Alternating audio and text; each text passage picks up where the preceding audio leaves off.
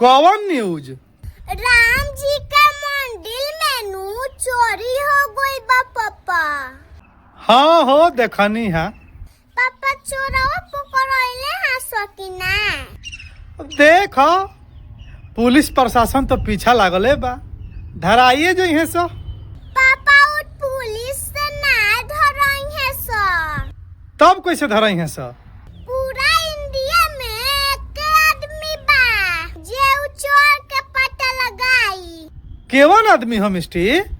हाँ पर्चिया बोलू ठगेश्वर बाबा जवन पर्चिया निकाले लन और पर्चिया निकाल के बता देवे लन कि केकरा का दिक्कत बा और के का चाहता। तो तू ही बताओ ठगेश्वर बाबा चाहिए हन तो पर्ची निकाल के इ पता नहीं खन लगा सकत कि राम मंदिर में के चोरी कइले बा। अब का जाने बेटा, एमे हम का बता सकतानी कि उ पता लगई है कि ना लगई है। जहाँ तू बाड़ू तहाँ हम बानी।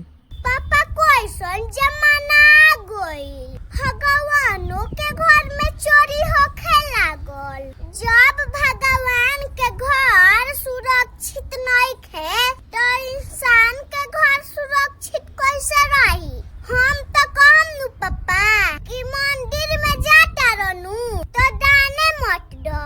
काहे दान काहे ना दिहल जाई?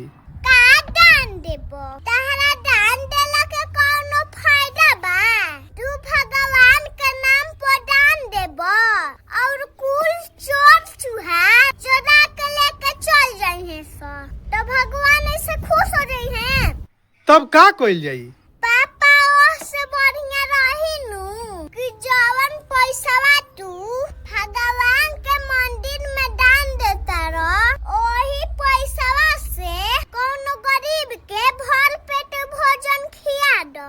जेकरा पहने खातिर कपड़ा नहीं खे ओकरा के नया कपड़ा किन के दे दो। जे बीमार बा ओकरा के दवाई करा दो। ऐसे भगवान खुश हो जाई है और जेकर मदद करबा उ खुश हो जाई।